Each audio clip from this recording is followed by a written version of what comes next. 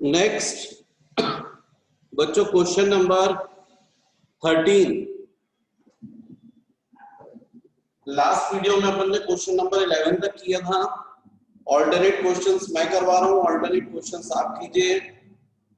जो भी डाउट्स हैं कमेंट बॉक्स में आप दे सकते हैं। यदि आप तुरंत देंगे अभी तो फिर नेक्स्ट क्लास में मैं सॉल्व करवा दूंगा। तो अभी फिलहाल question number 13, 100 turns coil kept in a magnetic field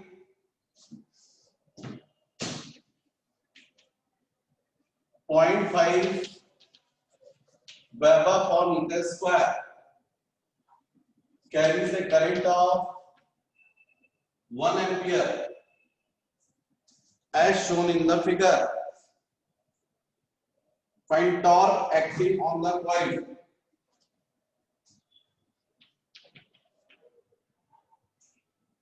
In what direction will the coil rotate? यहां पर मैग्नेट का नॉर्थ पोल है, ये कॉइल है, ये करंट का डायरेक्शन है,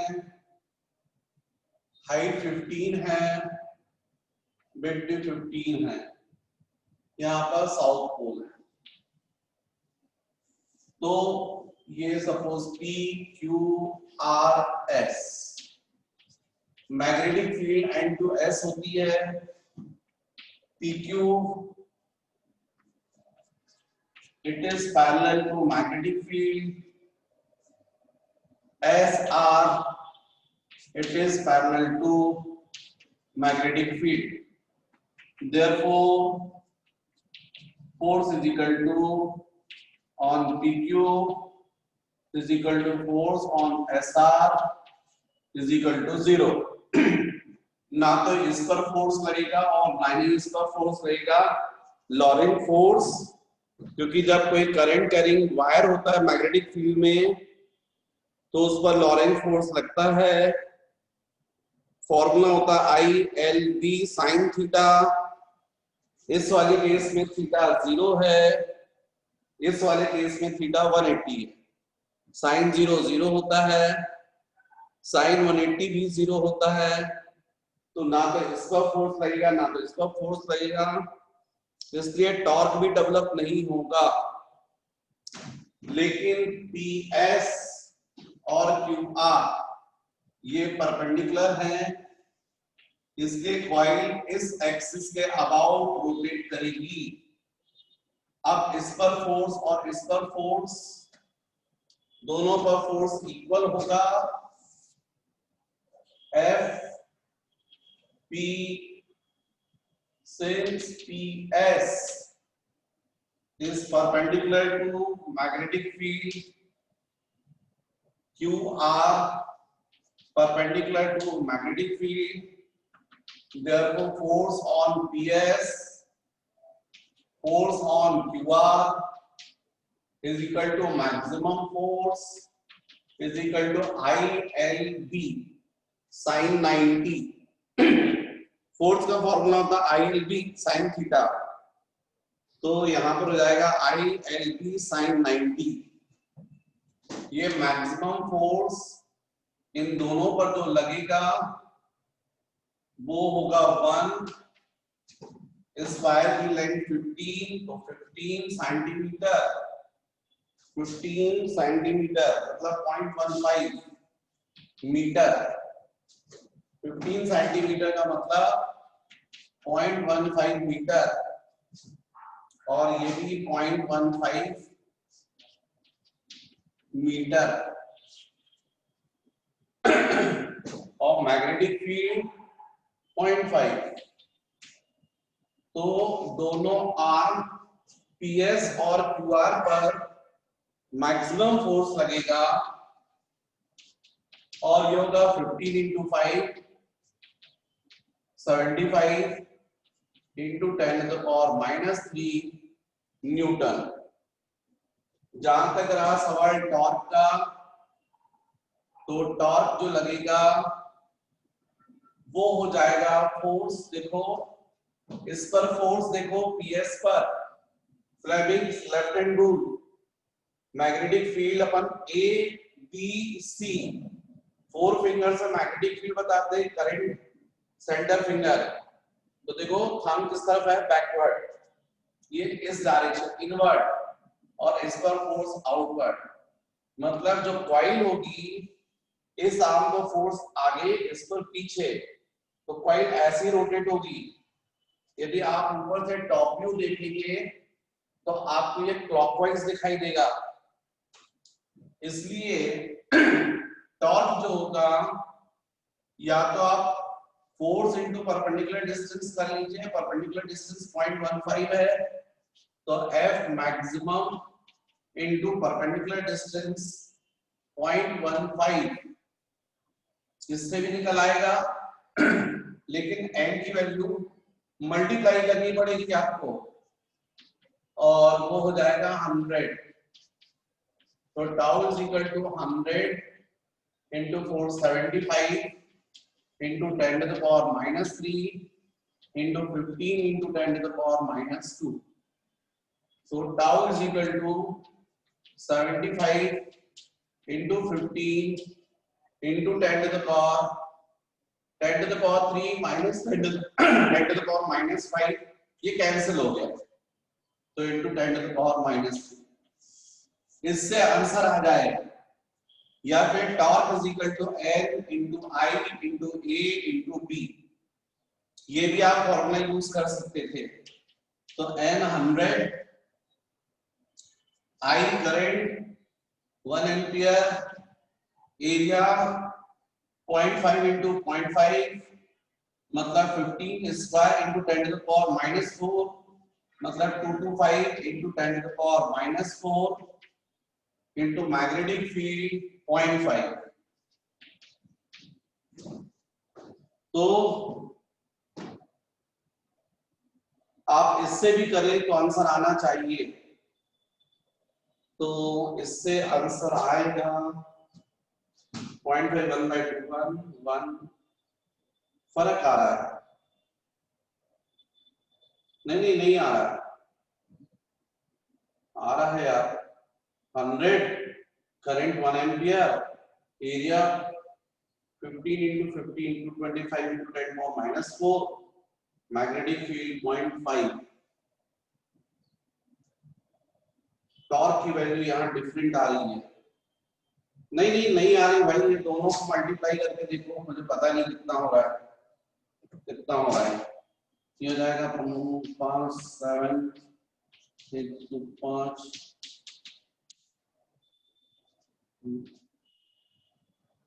ठीक है 1125 into 10 to the power minus 3 1.125 Newton metre, और यहाँ से कितना आ रहा है, यहाँ से भी सेम आ रहा है 1/2 112.5 into 10 to the power minus 2, same आ रहा है बच्चों 1.125 न्यूटन मीटर, तो ऐसे भी कर सकते हो आप, ऐसे भी कर सकते हो, आपकी मर्जी।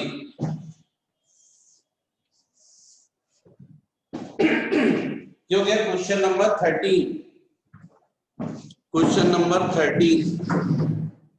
तो डायरेक्ट आप टॉर्क का फॉर्मूला यूज कर सकते हो, या फिर torque is equal to force into perpendicular distance जो होता है वो फॉर्मूला भी आप यूज कर सकते हो।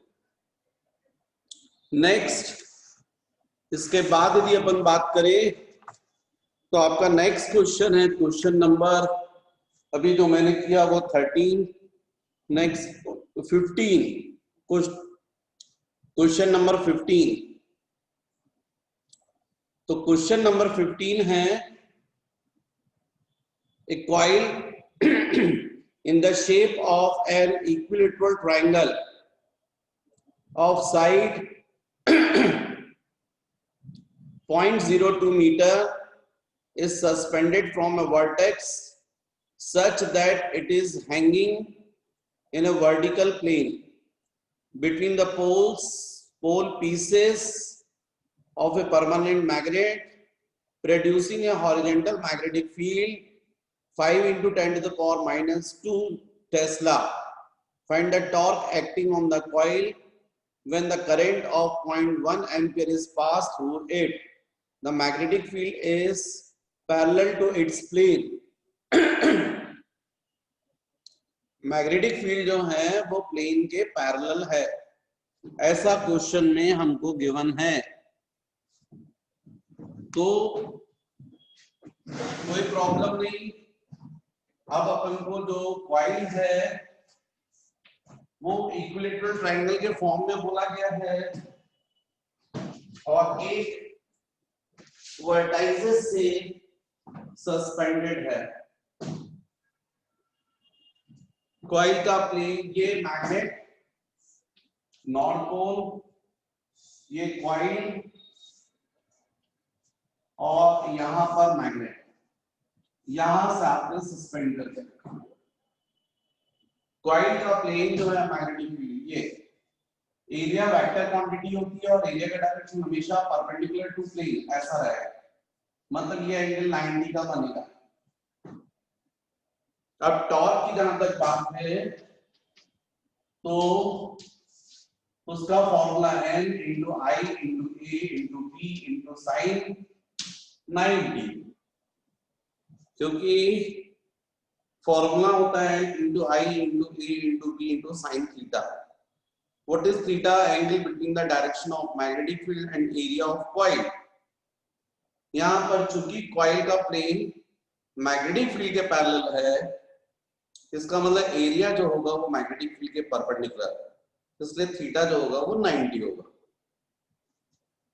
साइन 91 होता है तो tau is equal to n into I into A into B. Tau is equal to, इस क्वेश्चन में नंबर ऑफ टर्न्स हमको नहीं दिए हैं, केवल बोला है coil in the shape of a equilateral triangle of side 0.02 meter suspended from a vertex such that it is hanging in a vertical plane between the poles, pieces of a permanent magnet producing horizontal. Number of turns नहीं given है, इसलिए हम लोग 1 लेंगे। Current की value 0.1 ampere है तो 0.1 ampere कर लो। एरिया के लिए क्या करोगे? हाफ बेस इंटू हाइट, ऐसा कर लीजिए। तो डेफिनेटली हमको साइड जो है 0.02, ये 0.02, तो हाफ बेस 0.02 और ये हाइट कितनी होगी? तो डेफिनेटली कितना है 0.02, ये एंगल कितना है 60, इक्विलेटरल ट्रायंगल में ऐसे ही होगा, तो ये कितना होगा 0.02 cos 60 और ये कितना होगा 0.02 sin 60, तो ये जाएगा 0.02 sin 60 into magnetic field. Magnetic field है 5 into 10 to the power minus 2 Tesla. इसको सॉल्व कर लीजिए, टॉर्क की वैल्यू आ जाएगी, ये जाएगा 1 into 10 to the power minus 1 into यहाँ पर ये 2 से ही कैंसिल हो जाएगा, 1 आ जाएगा 0.01 मींस 1/100 हो जाएगा, ये हो जाएगा 2/100 हो जाएगा। sin 60 √3/2 होता है, फिर 5 into 10 to the power minus 2, तो यहाँ पर 2 कैंसिल हो जाएगा। टॉर्क इज इक्वल टू ये 100 10 to the power minus 4 हो जाएगा, ऊपर जाएगा इसके साथ में 10 to the power minus 6 हो जाएगा, इसके साथ में 10 to the power minus 7 और ये √3 का मतलब 1.7, तो इसका मतलब है आंसर आएगा 1.7 इंटू 10 to the power, अच्छा 5 प्लस हो गया बच्चों, 1.7 इंटू 5 तो 8.5 into 10 to the power minus 7 newton metre, ये आपका आंसर होगा। 8.66 गिवन है। √3 की यदि आप एग्जैक्ट वैल्यू ले लेंगे तो आंसर मैच कर जाएगा। तो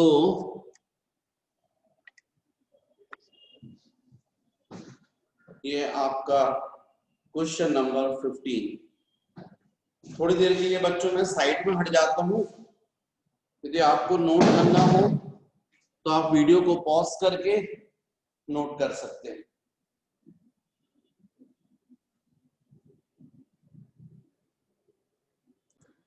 next question number 17 we are given a 44 centimeter long wire capable of carrying a maximum current of length 44 centimeter long wire capable of carrying a maximum current of 8 ampere. What shape and orientation of the loop made of this wire get a maximum turning effect? Shape बताना है और orientation. Due to the uniform magnetic field, 250 Gauss, 250 Gauss, 10 to the power minus 4 Weber per meter square. North-south direction, magnetic field north-south direction. Compute the magnitude of maximum torque. Tau भी find करना है। ये question है। हमको question में जो एक wire given है जिसकी लेंथ है 44 सेंटीमीटर, करंट है, पेयर कर सकता है 8 एम्पियर और मैग्नेटिक फील्ड है 250 गॉस।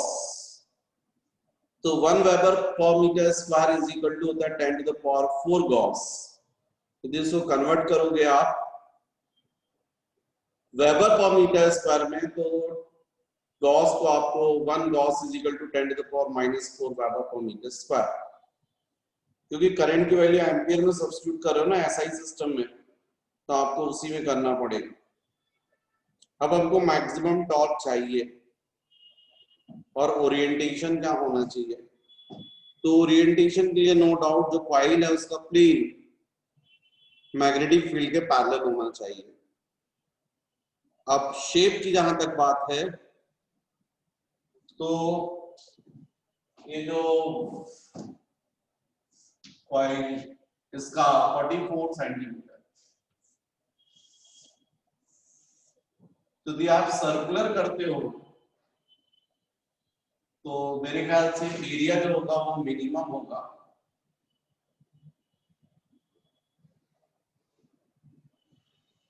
और इस वक्त टॉर्क की वैल्यू जो होगी N into I into A into B into sine theta.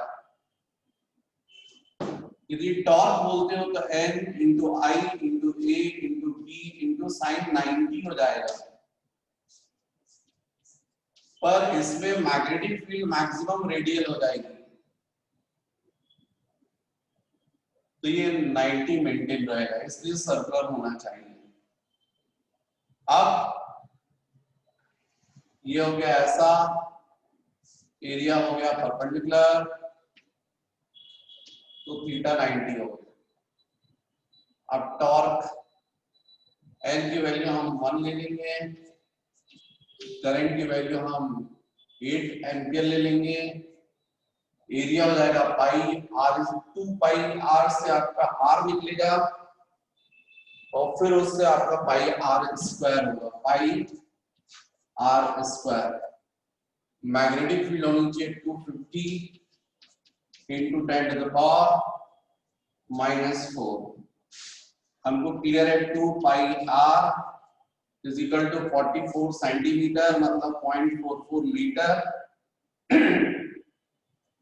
तो रेडियस हो जाएगा 44 into 10 to the power minus 2 divided by 2 into pi। pi मतलब 22/7, तो 7 न्यूमरेटर में जाएगा। ये 22 into 2 44, इसको कैंसिल कर देगा तो रेडियस की वैल्यू आ जाएगी 7 into 10 to the power minus 2। अब इस वैल्यू को यहां सब्स्टिट्यूट कर लीजिए तो टॉर्क हो जाएगा 8 pi r square 7 into 10 to the power minus 2 square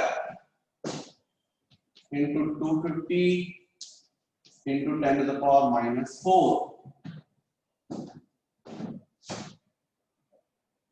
इसका मतलब टाउ इज इक्वल टू, यहां पर सॉल्व कर लीजिए इसको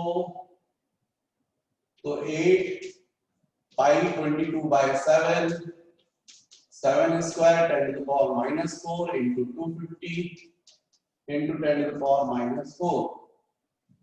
1 7 cancel, tau is equal to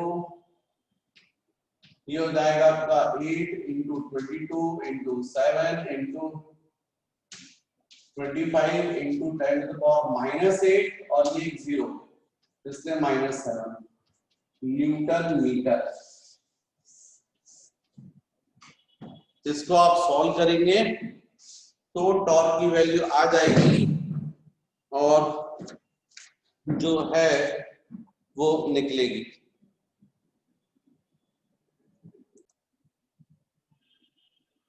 बच्चों यहां पर ये जो लॉन्ग वायर रहता है ओरिजिन से r डिस्टेंस पर आप मैग्नेटिक फील्ड फाइंड करना चाहते हैं और इस वायर का लोएस्ट एंड यदि अल्फा 1 एंगल बना रहा है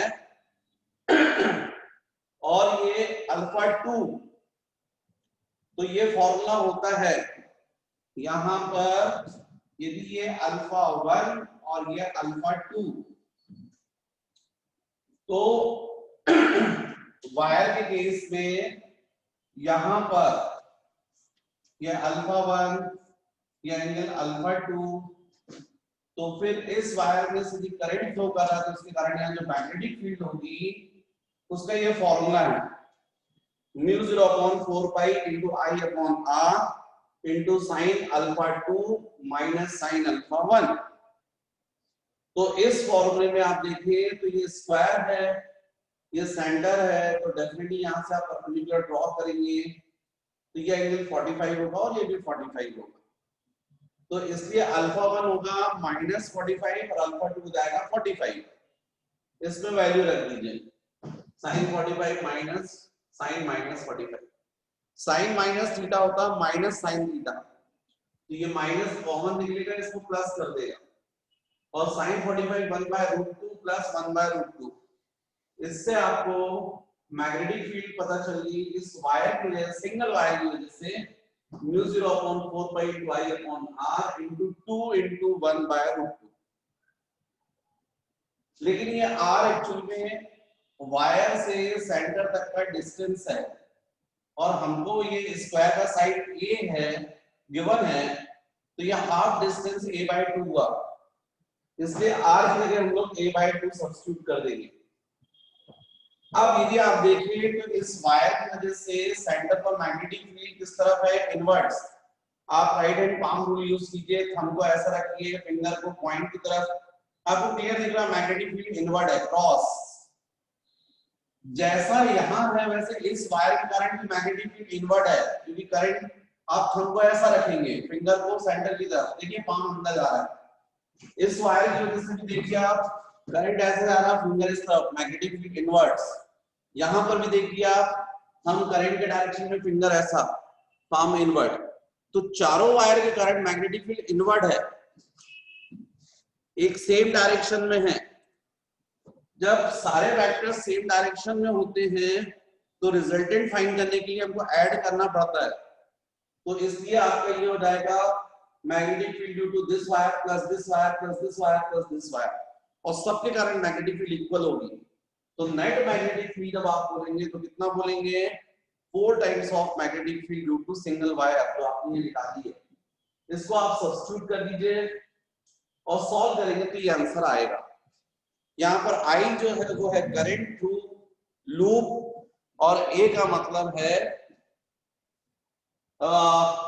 साइड ऑफ स्क्वायर।